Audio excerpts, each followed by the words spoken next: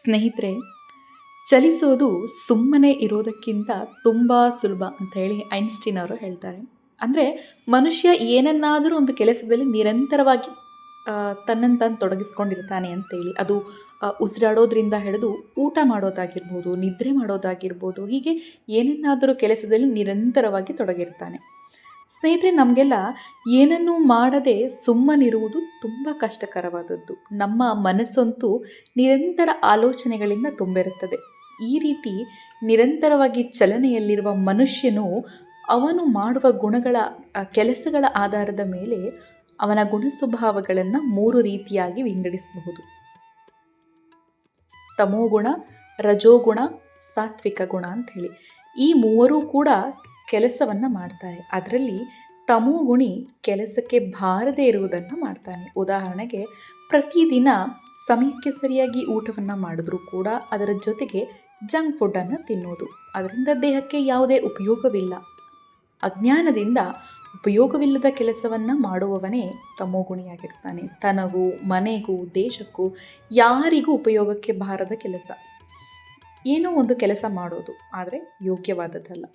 So ಈ ಥರ ಕೆಲಸವನ್ನು ಮಾಡುವ ವ್ಯಕ್ತಿಯ ಗುಣವನ್ನು ನಾವು ತಮೋಗುಣಿ ಅಂತೇಳಿ ಹೇಳಬಹುದು. ಇನ್ನು ರಜೋಗುಣಿ ಬಹಳ ಜಾಣ್ಮೆ ಮತ್ತು ಚುರುಕಾಗಿ ಲಾಭ ಬರುವಂಥ ಕೆಲಸಗಳನ್ನು ಹಗಲು ರಾತ್ರಿ ಎನ್ನದೇ ಮಾಡ್ತಾನೆ. ಆದರೆ ಸ್ವಾರ್ಥದಿಂದ ಕೆಲಸ ಮಾಡ್ತಾನೆ. ಮಾಡುವ ಕೆಲಸ ಉಪಯೋಗವಿದ್ದರೂ ಅದು ತನ್ನ ಸ್ವಾರ್ಥಕ್ಕಾಗಿ ಮಾಡುವುದು, ಅದರಲ್ಲಿ ಪರಹಿತ ಇರುವುದಿಲ್ಲ. ಇನ್ನು ಮೂರನೆಯ ಗುಣ ಎಲ್ಲ ಗುಣಗಳಿಗಿಂತ ಶ್ರೇಷ್ಠವಾದ ಗುಣ, ಸಾತ್ವಿಕ ಗುಣ. ಸಾತ್ವಿಕ ಗುಣ ಹೊಂದಿರುವವರು ಯಾವುದೇ ಕೀರ್ತಿ, ಅಧಿಕಾರ, ಲಾಭದ ಆಸೆ ಯಾವುದೂ ಇಲ್ಲದೆ ಭಗವಂತನಿಗೆ ಪ್ರಿಯವಾದ ಕೆಲಸಗಳನ್ನು ಮಾಡ್ತಾರೆ. ಅಂದರೆ ಸದಾ ಇತರರಿಗೆ ಒಳ್ಳೆಯದಾಗುವ ಕೆಲಸಗಳನ್ನೇ ಮಾಡ್ತಿರ್ತಾರೆ. ಸತ್ವಗುಣಿ ನಿಸ್ವಾರ್ಥವಾಗಿ ಕೆಲಸವನ್ನು ಮಾಡ್ತಾನೆ. ನಮ್ಮ ಸಾಧು ಸಂತರು, ಸಮಾಜ ಸೇವಕರು, ಇಂಥವರು.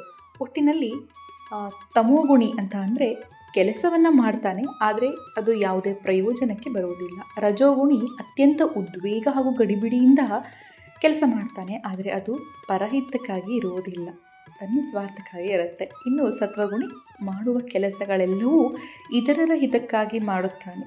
ಇಲ್ಲಿ ಯಾವುದೇ ಉದ್ವೇಗದಿಂದ ಅಥವಾ ಯಾವುದೇ ಲಾಭದ ಅಪೇಕ್ಷೆಯಿಂದ ಆತ ಕೆಲಸ ಮಾಡೋದಿಲ್ಲ. ಸ್ನೇಹಿತರೆ, ನಿಮಗೆ ಇವಾಗ ತುಂಬ ಕ್ಲಿಯರಾಗಿ ಅರ್ಥ ಆಗಿದೆ ಅನಿಸುತ್ತೆ. ತಮೋಗುಣಿ ಅಂದರೆ ಯಾರು, ರಜೋಗುಣಿ ಅಂದರೆ ಯಾರು, ಸಾತ್ವಿಕ ಗುಣಿ ಅಂದರೆ ಯಾರು. ಗುಣಗಳನ್ನು ಈ ರೀತಿ 3 ವಿಭಾಗಗಳಾಗಿ ನಾವು ವಿಂಗಡಿಸಬಹುದು ಅವರು ಮಾಡುವಂತಹ ಕೆಲಸಗಳ ಆಧಾರದ ಮೇಲೆ. ಸ್ನೇಹಿತರೆ, ಈ ರೀತಿಯ ಭಗವದ್ಗೀತೆಯ ಇಂತಹ ಹೆಚ್ಚು ಹೆಚ್ಚು ವಿಷಯಗಳನ್ನು ಸರಳವಾಗಿ ತಿಳಿದುಕೊಳ್ಳಲು ನಮ್ಮ ಚಾನಲ್ ನನ್ನ ಧ್ವನಿ ನಿಮ್ಮ ಮಾತು ಸಬ್ಸ್ಕ್ರೈಬ್ ಮಾಡ್ಕೊಳ್ಳಿ. Thank you.